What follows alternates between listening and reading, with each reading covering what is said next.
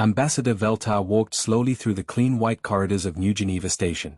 His tall, thin body moved with careful steps as his 4 purple eyes scanned the daily reports on his electronic tablet. The Zephyrian diplomat had been stationed here for 3 years, managing the complex relationships between dozens of alien species who called this massive space station home. Today had started like any other day until the security alert reached his desk. 3 human children had been found wandering in the restricted quantum research section of the station. According to the report, they had somehow bypassed 2 security checkpoints and were discovered by a maintenance worker near the highly classified energy laboratories. Veltar shook his head in mild annoyance. Humans were still so new to galactic society. Only 23 years had passed since their first contact with the Galactic Council, and they clearly had not yet learned proper respect for important boundaries. Their young ones especially seemed to lack any sense of appropriate behavior. He entered the security wing where the 3 children were being held. The detention area was designed to be comfortable rather than frightening, with soft lighting and pleasant colors on the walls. Through the transparent barriers, he could see the human juveniles clearly. The oldest appeared to be a girl with long brown hair, perhaps 12 years old by human standards. She sat cross-legged on the floor, examining the bioluminescent patterns that decorated the ceiling with intense curiosity. Next to her, a boy with sandy blonde hair, maybe 10 years old, pressed his face against the barrier and pointed excitedly at the alien symbols glowing along the corridor walls. The youngest was a red-haired boy who looked to be about 8. He had discovered that tapping on certain sections of the wall created different musical tones, and he was happily composing a simple melody while his companions watched with interest. Fascinating, Veltar murmured to his aide, Morven, who stood beside him reviewing the incident files. They show no signs of distress or fear. No sir, Morven agreed, his translator converting his clicks and whistles into standard galactic speech. The security officers report that the juveniles have been asking constant questions about the station's construction, the different species who live here, and how the artificial gravity systems work. Veltar observed them for several more minutes. In his experience, most species young became frightened or withdrawn when detained. These human children seemed almost excited by their situation. The girl had somehow figured out that the wall patterns responded to touch and was creating complex light displays.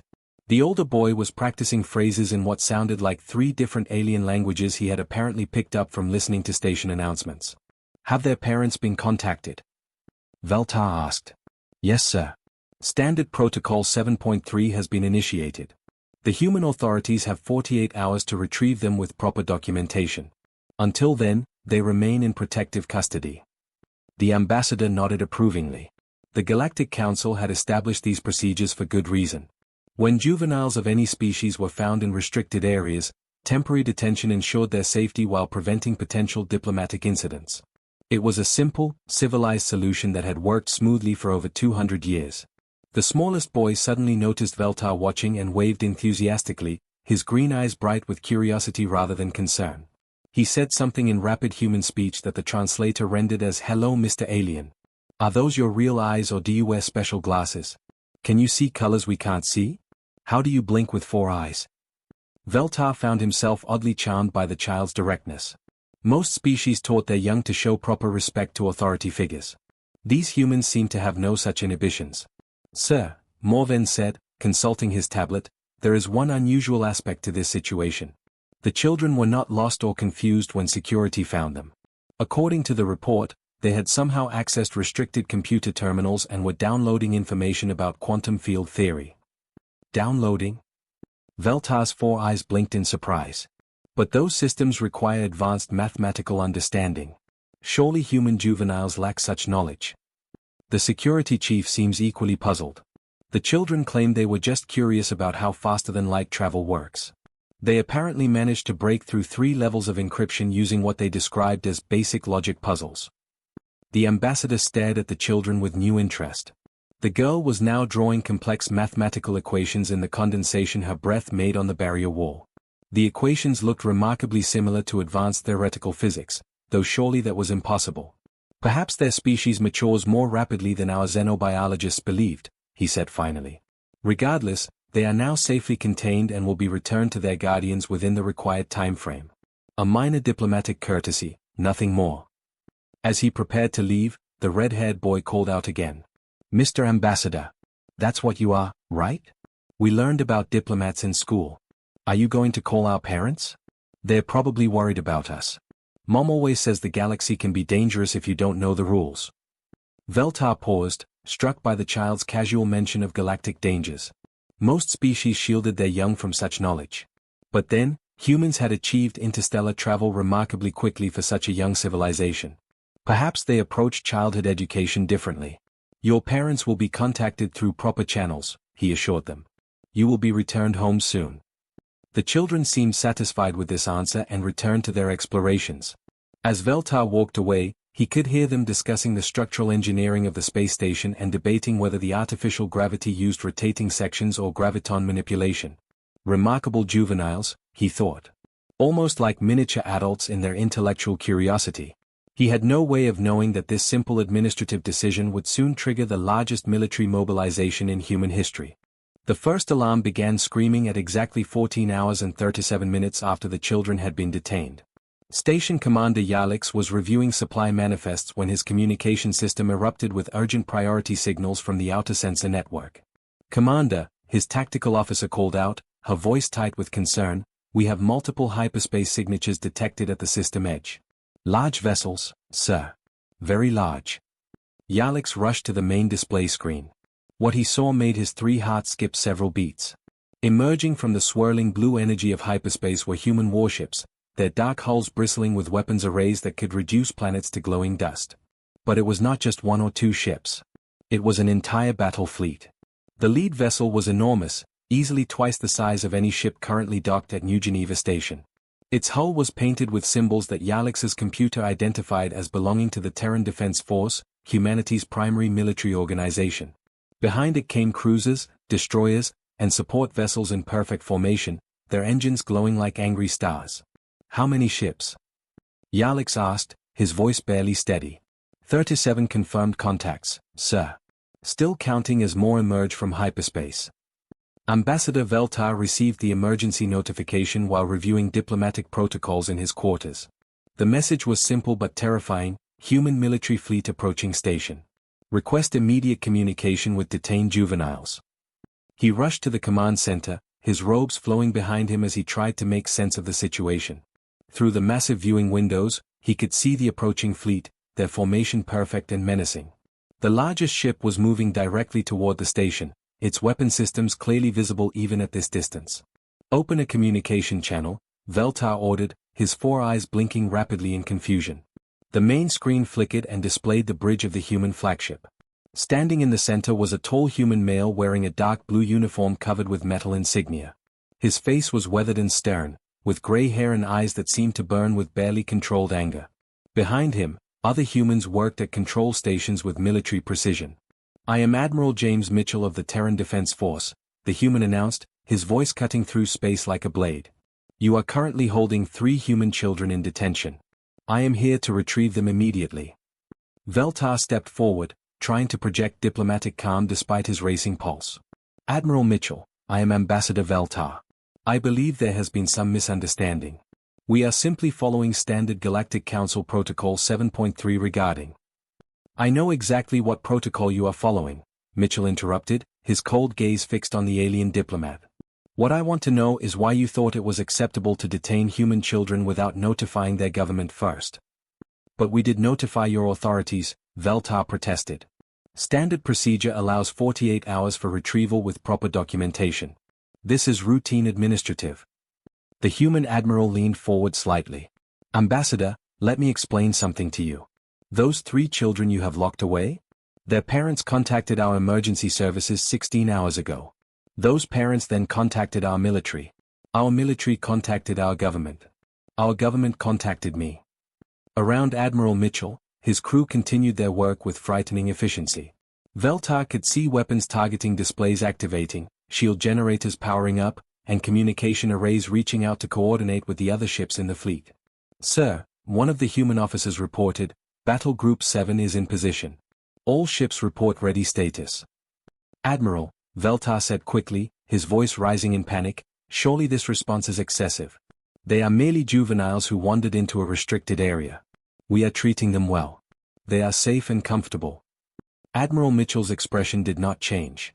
"Ambassador, you have detained 3 human children. I have brought sufficient firepower to level this entire station if necessary. Does that seem excessive to you? The alien diplomat felt something cold spreading through his chest. You would risk destroying a diplomatic station over 3 wayward juveniles. I would risk destroying this entire system, Mitchell replied without hesitation. Those are human children, Ambassador. Our children. And we take that very seriously. Veltar's aide, Morven, whispered urgently in his ear. Sir, our sensors are detecting weapon signatures on those ships that exceed anything in our defense grid. Their main guns could penetrate our shields in minutes. The ambassador looked back at the human admiral, trying to understand this impossible response. In Zephyrian culture, offspring were considered the responsibility of their immediate family until they reached maturity. The idea that an entire military would mobilize over 3 detained juveniles was completely beyond his comprehension. Perhaps, Veltar said carefully, we could arrange for immediate retrieval without waiting for the full documentation process. That would be wise, Admiral Mitchell agreed. My Marines will board your station in 1 hour to collect the children.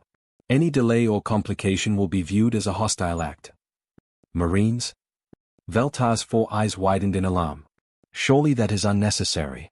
We can transfer them through normal diplomatic channels. Ambassador, you have had 16 hours to release them through normal diplomatic channels. That time has expired.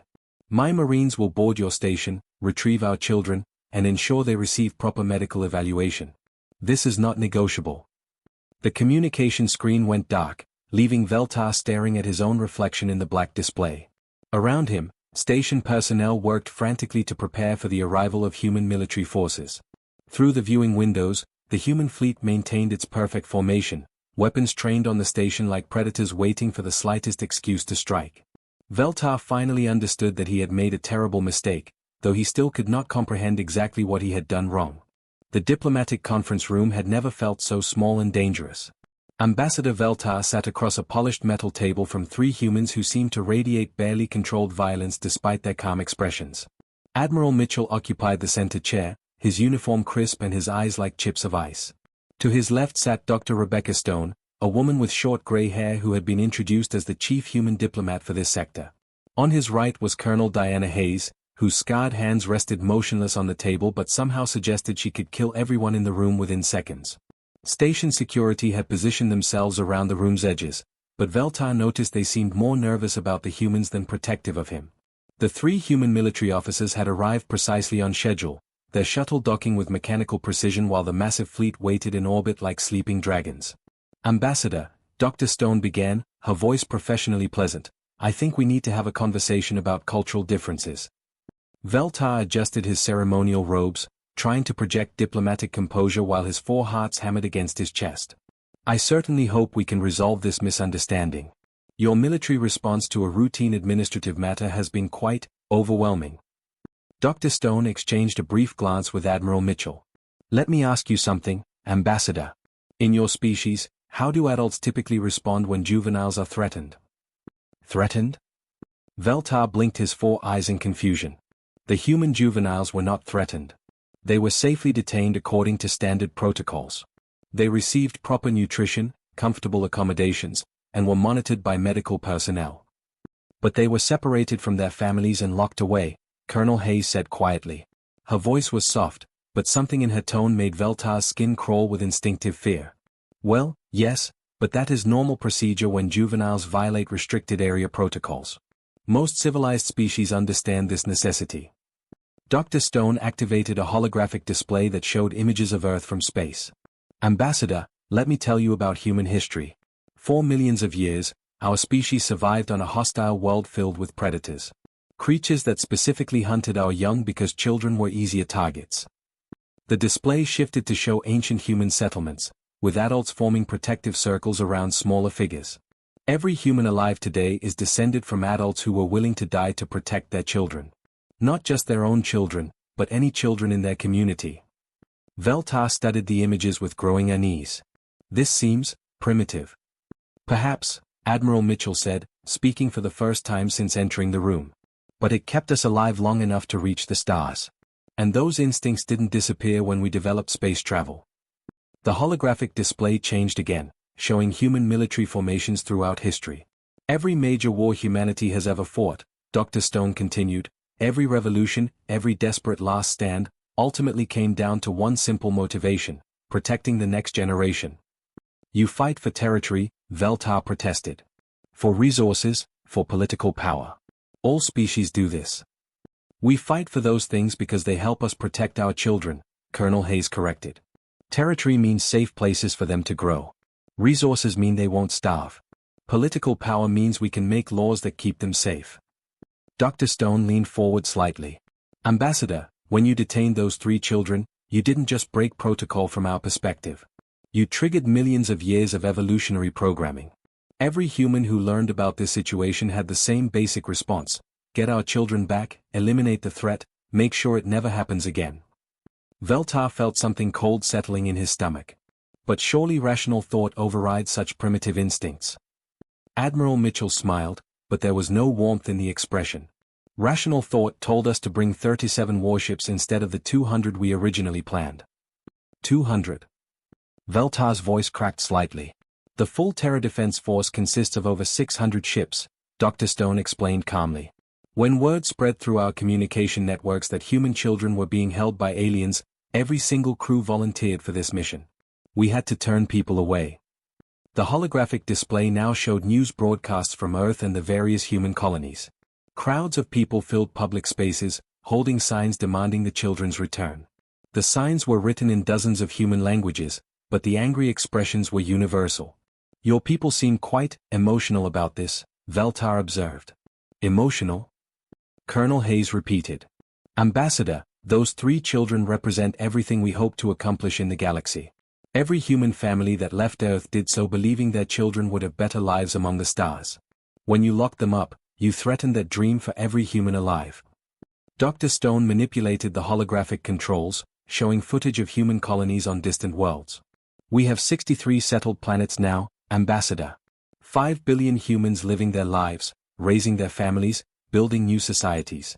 Every single one of those people heard that alien authorities detained 3 of our children.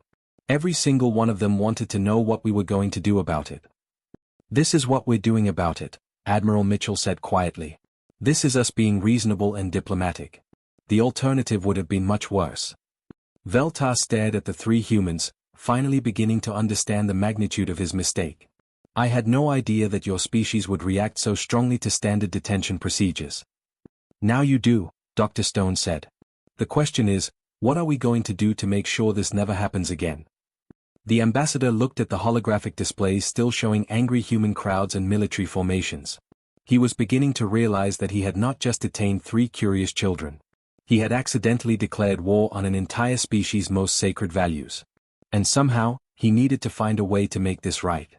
The pirate attack began without warning, as if the universe itself wanted to teach Ambassador Veltar a lesson he would never forget. Alarms screamed throughout New Geneva Station as 30 armed raiders burst through the main docking bay, their weapons blazing and their voices shouting demands in broken galactic standard. They wore mismatched armor and carried military-grade plasma rifles, clearly experienced fighters who had chosen the worst possible moment to attack a station hosting both diplomatic negotiations and a human battle fleet. Captain Marcus Webb was in the Security Control Center when the first reports came in. The human officer had been assigned to monitor the situation while Admiral Mitchell conducted his diplomatic meetings. His fingers danced across the control panels as emergency protocols activated throughout the massive station. Multiple breaches in sections 4 through 7, his communications officer reported. Hostiles are taking civilians prisoner and threatening to detonate explosive charges.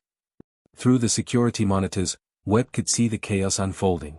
Alien families huddled in terror as masked pirates herded them into groups. The raiders seemed to be professional criminals, their movements coordinated and their weapons handling expert. They had chosen their target well, knowing that a diplomatic station would have minimal military defenses. What they had not expected was the immediate response from the human fleet. Admiral Mitchell to all ships, came the crisp voice over the communication system. We have a hostile situation aboard New Geneva Station. All Marines prepare for immediate deployment. Rules of engagement are weapons-free, but protect all civilian lives. Webb watched his tactical displays as the human response unfolded with terrifying efficiency. Marines who had been preparing to retrieve 3 detained children suddenly found themselves launching a full-scale rescue operation. Shuttle bays opened throughout the fleet as armored soldiers poured toward the station. But what caught Veltar's attention, as he watched from the secured diplomatic area, were the three human children who had been at the center of this entire crisis. Thomas, Lucy, and Peter had been released from detention just 2 hours earlier and were waiting in a civilian shelter for their parents to arrive. When the pirate attack began, station security had ordered all non-essential personnel to remain in the protected areas until the situation was resolved. The children had other ideas. Peter, the red-haired 8-year-old, had somehow accessed a maintenance terminal and was studying the station's internal sensor network. His small fingers worked the controls with surprising skill as he tracked the movement of both pirates and civilians throughout the complex structure. "There are 12 people trapped in Section 6, he announced to the Altarian family sheltering nearby. "The bad guys haven't found them yet, but they will soon. Someone needs to guide them to the emergency exit." Lucy, the 12-year-old girl, was already moving. She had found a maintenance hatch that led into the station's service corridors, spaces too small for most adults but perfectly sized for a determined child. "I can reach them," she said calmly. "The service tunnels connect to that section." Thomas, the 10-year-old boy, was speaking rapidly into a communication device he had somehow acquired. Veltar realized with shock that the child was talking directly to the human Marines, providing real-time intelligence about pirate positions and civilian locations. "Colonel Hayes, this is Thomas. I can see 3 hostiles moving toward the medical center. They don't know about the back entrance through the supply corridor." Colonel Hayes' voice came back immediately. "Understood, Thomas. Stay in your shelter and keep those reports coming." Veltar watched in amazement as the 3 children transformed the rescue operation. Peter's technical skills gave the humans perfect situational awareness. Lucy's small size allowed her to reach trapped civilians in areas too dangerous for adult rescuers. Thomas coordinated between different groups with the efficiency of a trained military communications officer. The human Marines moved through the station like hunting wolves, their actions guided by intelligence from 3 children who seemed to have no concept of fear. Where other species young would have hidden in terror, these human juveniles had somehow appointed themselves as active participants in the rescue effort. "Civilians secure in Section 7, came Colonel Hayes' voice over the communication system. "No casualties reported." Through the security monitors, Veltar could see the human soldiers in action. Their movements were precise and deadly when engaging the pirates, but became incredibly gentle when dealing with frightened civilians. They carried alien children to safety with the same care they might show their own offspring. The entire engagement lasted exactly 17 minutes. When it ended, every pirate was either dead or captured, every civilian was accounted for and safe, and the station's security systems had been restored to normal operation. But what stayed with Veltar was the image of young Peter calmly explaining to a human Marine sergeant how he had used the station's gravitational sensors to track movement through the walls. The boy spoke about complex physics concepts as if they were simple games, while his 2 companions compared notes about the structural weaknesses they had observed in the pirate equipment. Admiral Mitchell found the ambassador standing by the observation windows, staring at the 3 children as they were finally reunited with their parents. The human families embraced with desperate relief, tears flowing freely as they held their young ones close. "They didn't run," Veltar said quietly. "When danger came, they didn't seek safety. They tried to help." "Of course they did," Admiral Mitchell replied. "They're human children. We teach them that with great ability comes great responsibility. Those 3 kids have remarkable abilities." Veltar watched as the families prepared to board shuttles back to the human fleet. The children were still asking questions, still exploring their surroundings with boundless curiosity, while their parents maintained protective closeness. Now he understood why humans would bring an entire battle fleet to retrieve 3 children. He was beginning to see what humanity was really protecting. The observation deck of New Geneva Station stretched for nearly 200 meters, its massive transparent walls offering a breathtaking view of the binary star system beyond. Ambassador Veltar stood near the center of the deck, watching a scene that would remain burned into his memory for the rest of his very long life. Thomas, Peter, and Lucy ran across the polished floor toward 3 adult humans who had arrived on the latest shuttle from the fleet. The children's voices echoed through the vast space as they called out "Mom" and "Dad" with pure joy. The adults swept them into desperate embraces, lifting them off the ground and holding them as if they might disappear at any moment. Veltar observed the reunion with his 4 eyes, noting details that his diplomatic training had taught him to recognize. The adult humans were crying, their faces wet with tears of relief and overwhelming emotion. Their hands moved constantly over their children, checking for injuries, smoothing hair, confirming that their young ones were truly safe and unharmed. Admiral Mitchell stood beside the ambassador, his weathered face showing the first signs of relaxation since his fleet had arrived in the system. The human military officer watched the families with obvious satisfaction, his duty finally complete. I have submitted an emergency amendment to Galactic Council Protocol 7.3, Veltar said quietly. Human juveniles are now classified as requiring special diplomatic immunity. No detention without direct parental consent and human government approval. Admiral Mitchell nodded his approval. That's a smart decision, Ambassador. It will prevent future misunderstandings. I must confess, Veltar continued, I still struggle to understand the intensity of your species' response. Most galactic civilizations consider offspring to be expendable until they reach productive maturity. Your reaction suggests something far beyond normal parental protection. The Admiral was silent for several long moments, watching as young Peter demonstrated some complex hand gestures he had learned from the Altarian refugees to his fascinated father. The 8-year-old boy was explaining how different alien species used body language for communication, his bright green eyes sparkling with curiosity and intelligence. Ambassador, Admiral Mitchell said finally, let me tell you what those 3 children represent to humanity. They're not just Thomas, Peter, and Lucy. They're every human dream about what we could become among the stars. He gestured toward the children, who were now animatedly describing their adventure to a growing crowd of adults and alien civilians. Every human who left Earth did so believing that their children would inherit a galaxy full of wonders. Every parent who signed up for colony ships, every family that risked everything to reach new worlds, did it because they wanted their kids to have opportunities that never existed before. Veltar watched as Lucy showed her mother the mathematical equations she had discovered on the detention cell walls, explaining how she had figured out the principles behind artificial gravity generation. The 12-year-old girl spoke with the confidence of someone who expected the universe to make sense if she just asked the right questions. When you detained them, Admiral Mitchell continued, you didn't just lock up 3 curious kids. You threatened everything we've been working toward for the past century. Every human parent heard about this situation and thought the same thing. If aliens can just take our children whenever they want, then maybe the galaxy isn't safe for human families after all. A group of alien civilians approached the human families, clearly wanting to express their gratitude for the children's help during the pirate attack. Veltar watched as Thomas easily switched between 3 different languages to communicate with a Zephyrian elder, a Centaurian trader, and a young vegan engineer. The 10-year-old boy seemed to collect languages the way other children collected toys.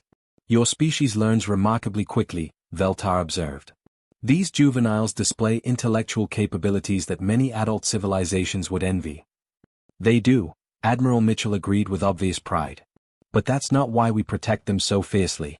We protect them because they represent hope itself.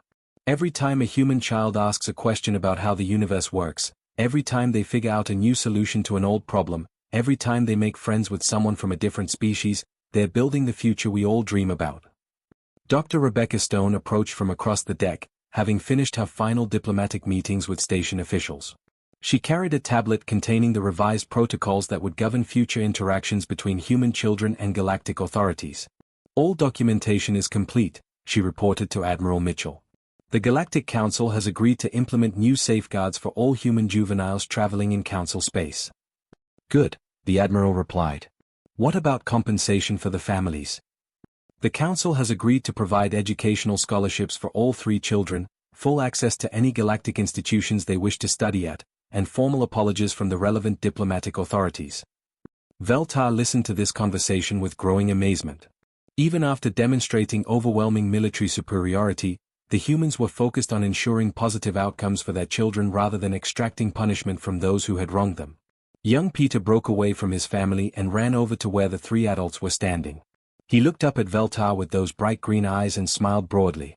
Mr. Ambassador, he said in carefully pronounced Galactic Standard, thank you for taking good care of us. We learned lots of interesting things about your station. Maybe next time we visit, you can show us the quantum laboratories. We promise to ask permission first. Veltar stared down at the child, seeing not just an 8-year-old human but a representative of humanity's unlimited potential. This small being had just thanked him for detaining him, offered friendship despite the crisis it had caused, and expressed curiosity about the very technology that had started this entire incident. Now he finally understood what Admiral Mitchell had been trying to explain. Humans didn't protect their children just because they were small and vulnerable. They protected them because they were humanity's most precious investment in a future among the stars.